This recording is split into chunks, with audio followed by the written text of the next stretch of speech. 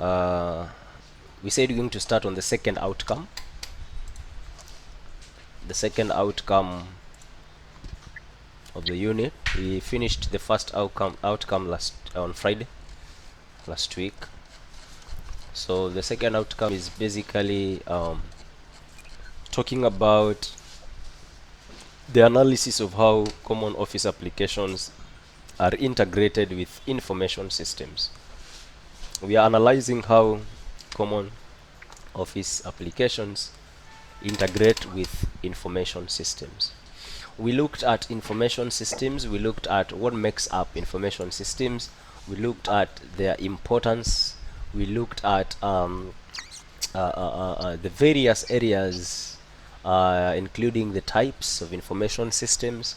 But now we want to look at how do we integrate these information systems with office applications, because as we said, one of the reasons we have information systems is we want to have task automation, we want to be able to store information, we want to be able to retrieve information, we also want to be able at some point to communicate information. So for all these to happen, we need applications. We need applications, and we're going to look at how do we put together the information systems with office applications. Alright, so the first thing we're going to look at is common office applications. Common office applications. So we need to ask ourselves, what is an office application? What is an office application? Now, softwares that we normally use in business, for example, the word processing softwares, the database management softwares, the spreadsheet softwares, the email softwares. Okay, so these softwares that are used in business are what we call office applications. These softwares that are used in business are called office applications. By the way, it's important to know, you turn off your mic kindly, Abdullah. It's important to know that there are two types of softwares. There are two types of applications, or rather, we are not restricting ourselves to these two. There are many other types, but these are the main ones. And the first one is system softwares. The second one is application softwares. System softwares and application softwares. Now, system softwares are those softwares that control how a system operates. The softwares that control how a system operates, we call them system softwares. Examples, we have the operating systems. For example, the Windows operating system. So a computer is not able to function without a software. A computer is not able to function without a software. So for a computer to function, it needs a software. So basically, the softwares that are controlling the operation of the system, we call them we call them system softwares. And examples, we have operating systems. Examples of operating systems, we have Windows, we have Macintosh, we have Linux, we have Android, we have iOS. All those are examples of operating systems. Another example of system software is, we call it the BIOS, the basic input output system. The BIOS is also a system software. Then we have application softwares. The application softwares are basically those softwares that were created to solve a specific purpose. They were created to solve a specific purpose. An example could be Microsoft Word. It was made purposely for textual stuff. We have Microsoft Access for databases. We have softwares like Adobe Photoshop. Adobe Photoshop made for photo editing. Does it mean we can't have any other software doing photo editing? No, we can have other softwares doing photo editing, but yes. Just a moment. I'm getting another pen. Oh, okay. Just a moment. All right.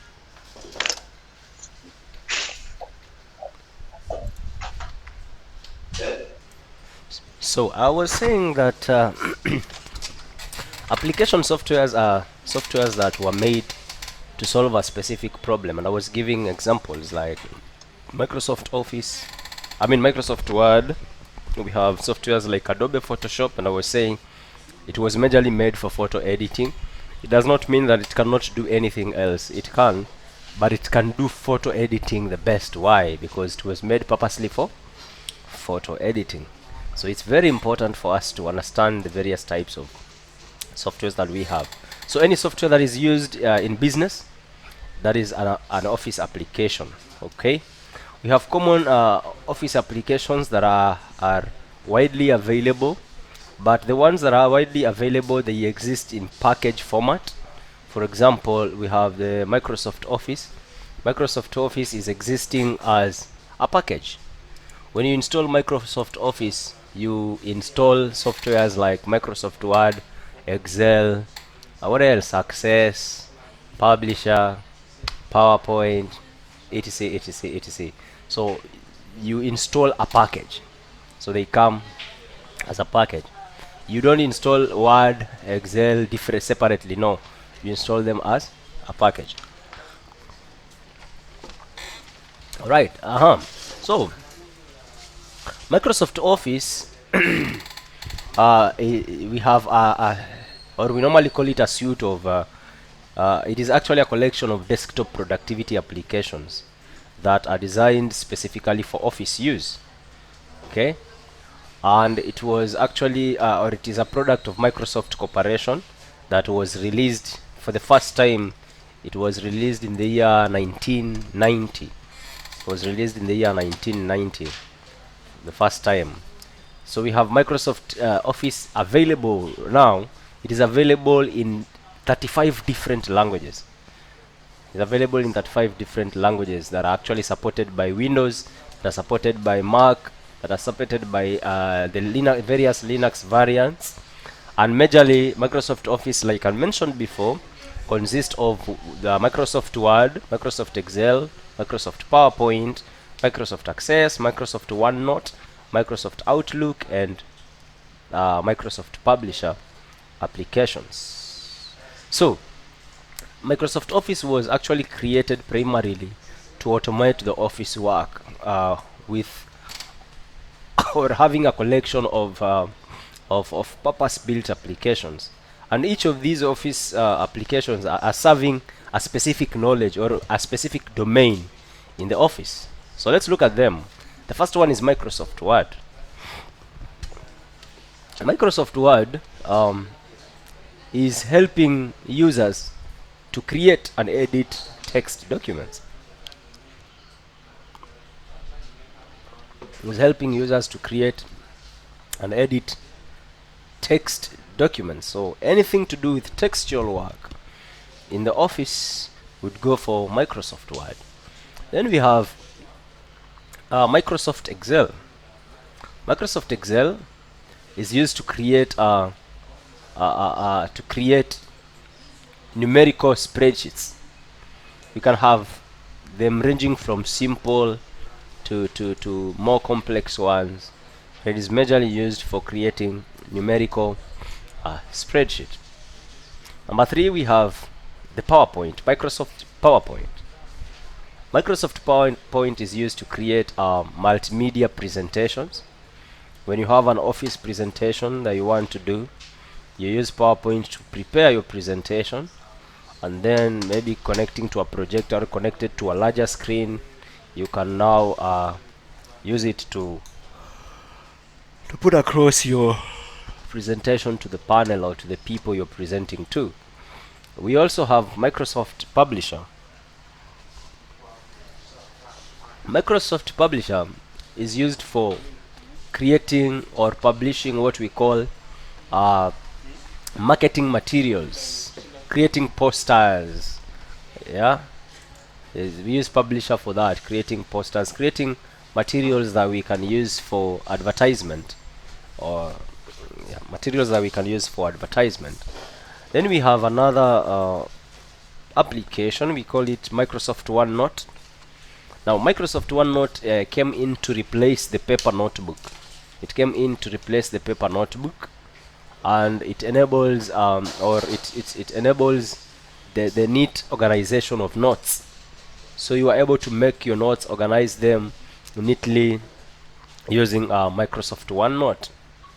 So beside having the desktop applications, we have Microsoft that is also available online from cloud, and what we call Office web apps, and we can have it as a full version, and we call it Office 365 version.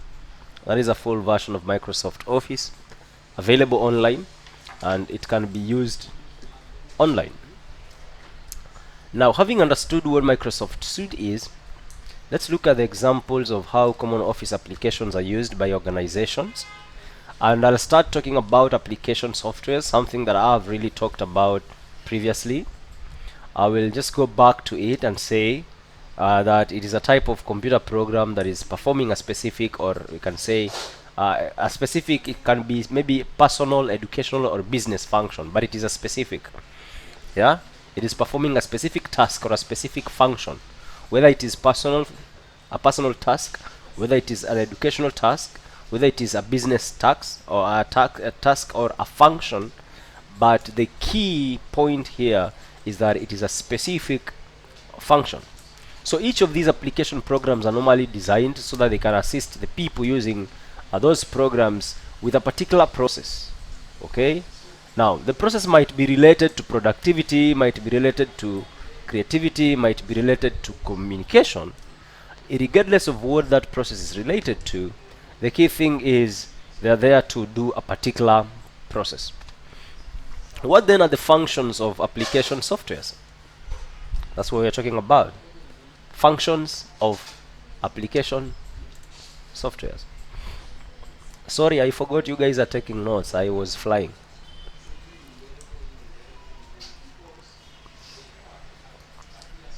Let me change my speed. You take care of traffic.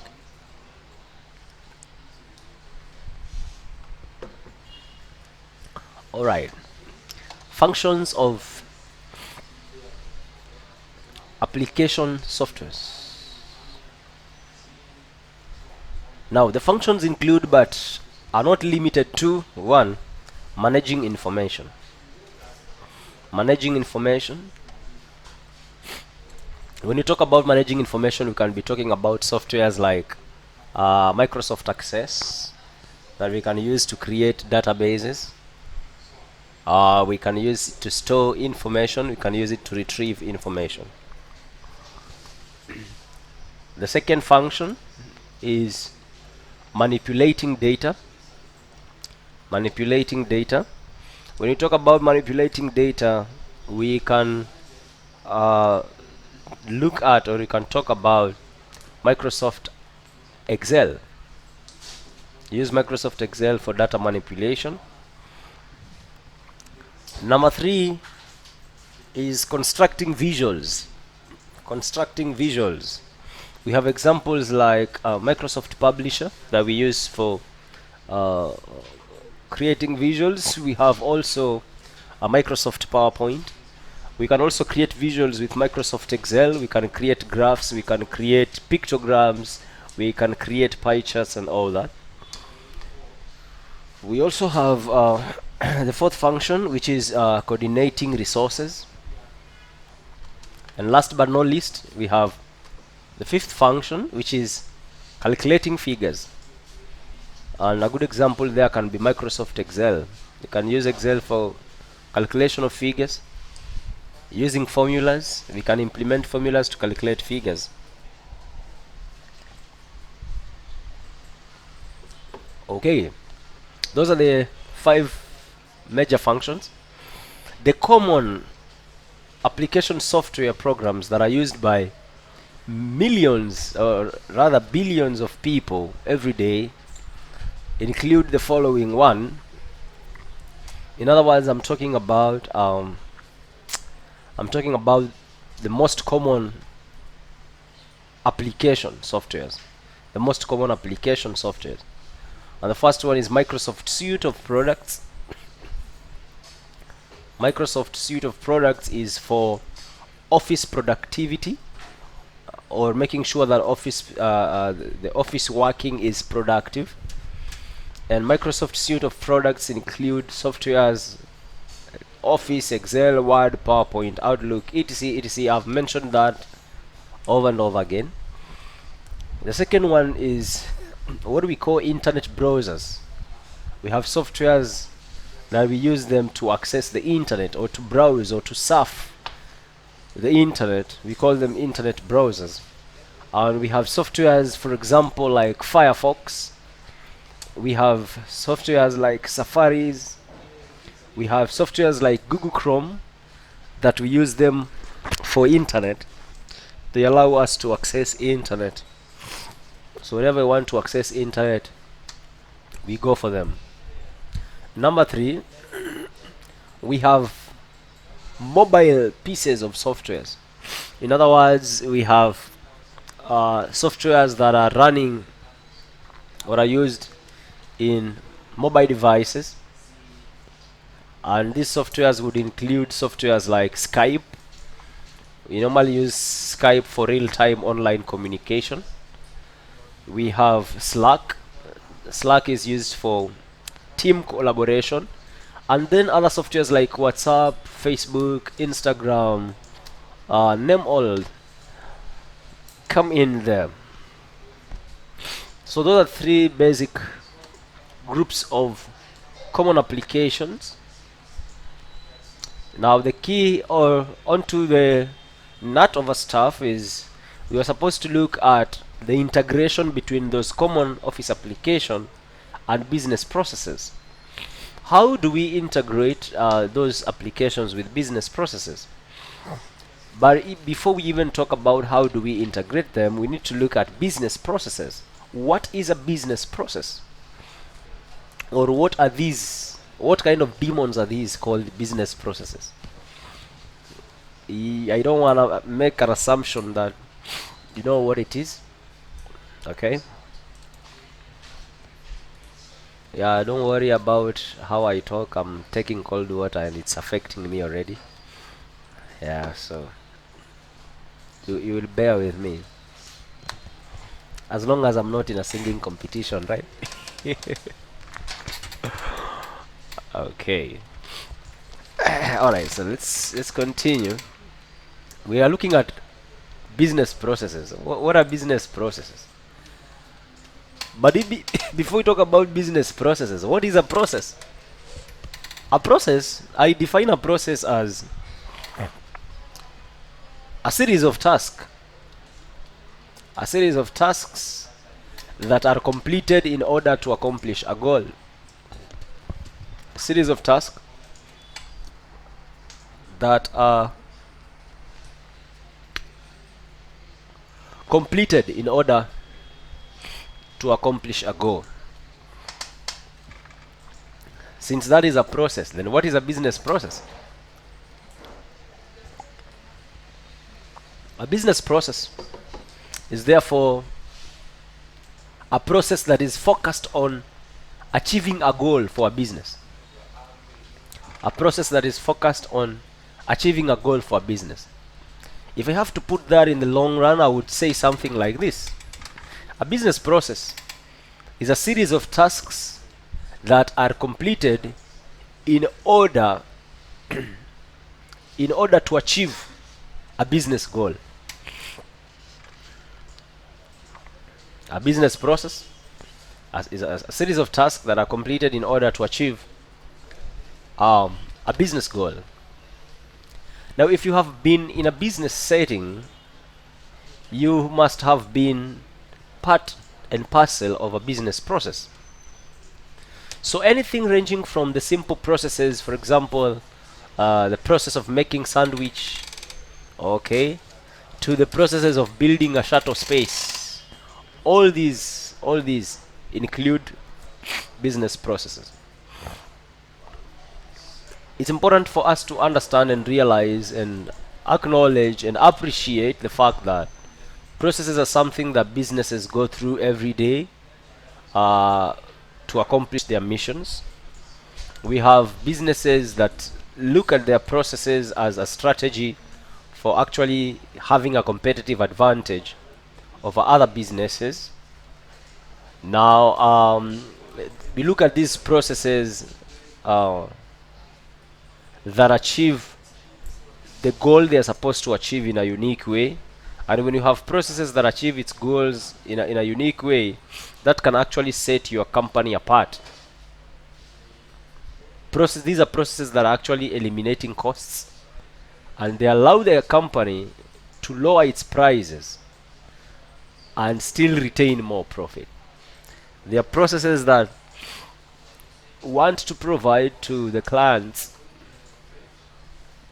goods or services that are of quality and still maintain a profit or retain profit.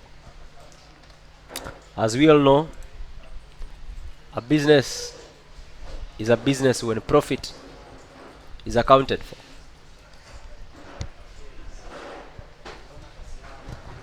If you're doing a business that has no profit, we don't call that business, we call it charity.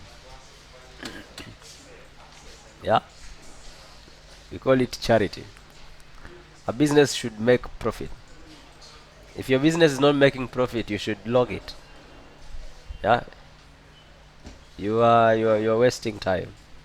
You're just giving yourself false titles. You know, I'm the CEO of Abdallah Fashions. Abdallah Fashion is not making any profit. Yeah, the major interest of a business is normally profit, right?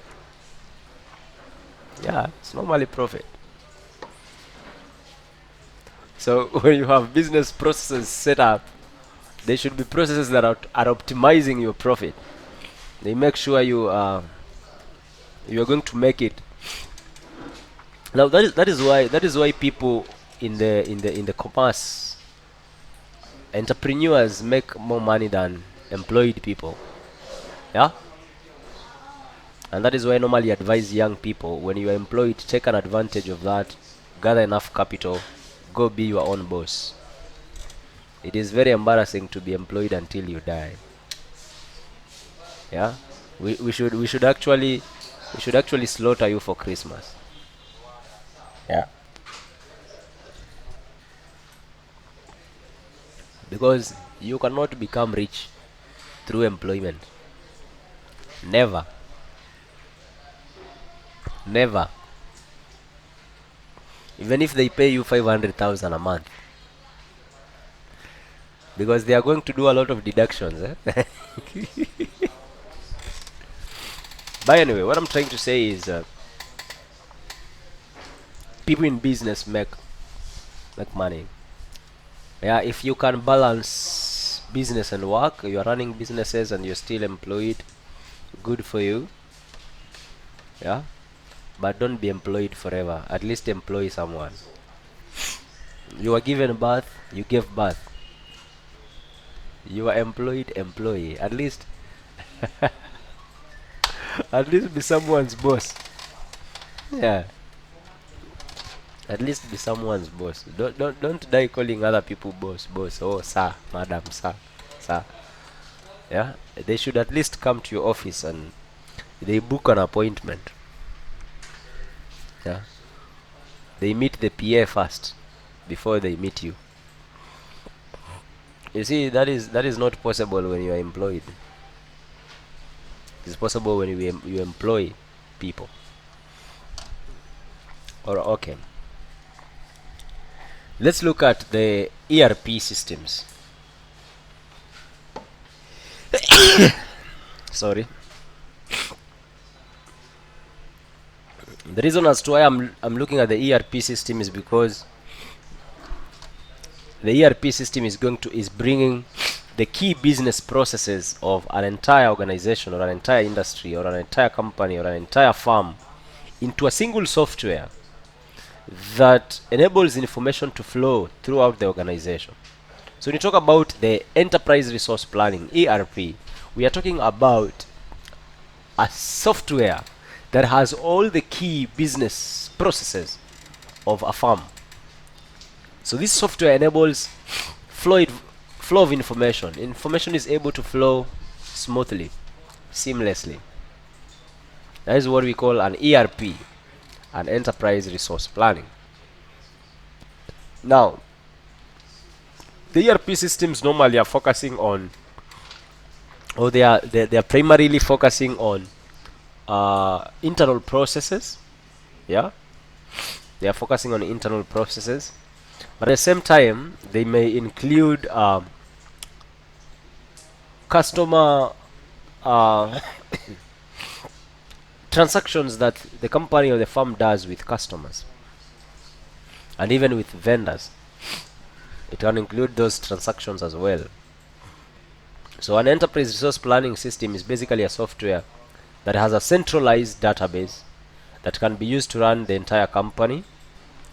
Now, what do we mean by centralized database?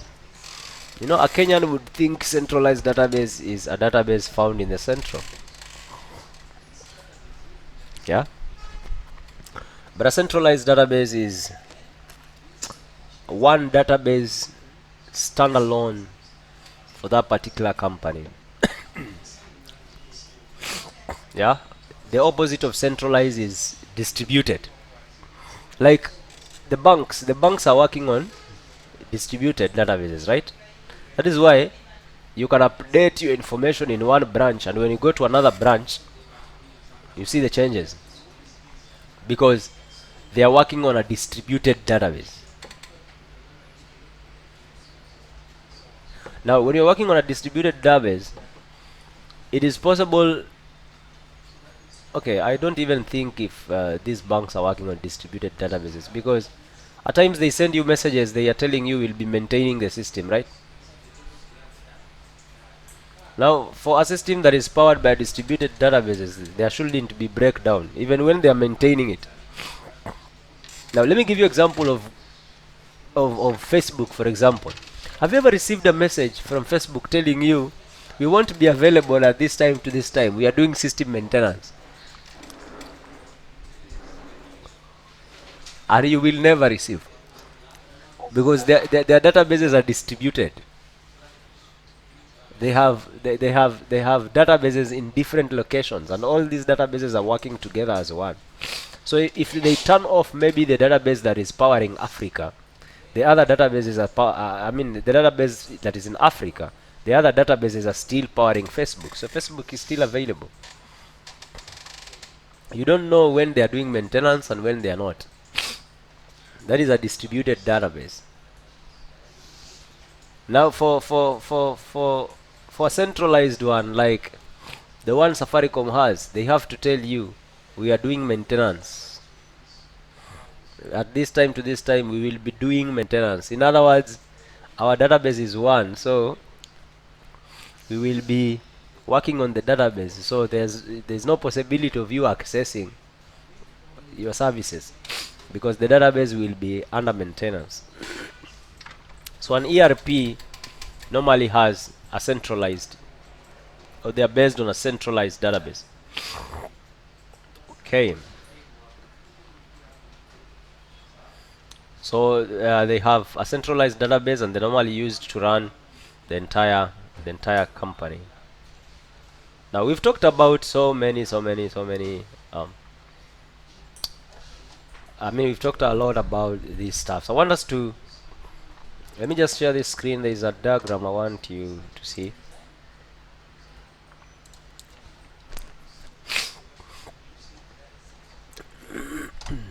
So if you look at my diagram here,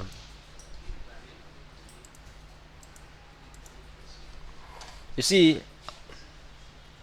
we have a database here, and then we have different departments. It can be also branches that are able to access this database. The finance department are using the same database, the sales department are using the same database, purchasing are using the same database, accounting the same database, Engineering, same database. Human resource, same database. Planning, same database. Business intelligence, same database. So all these departments are using the same database. That's what we call the centralized. All of them are using the same database. That's what we call the centralized database. Not it's not a scenario where every department has its own database. No, the database is the same. The database is the same. Okay. All right. Any question? Any question so far? Mm.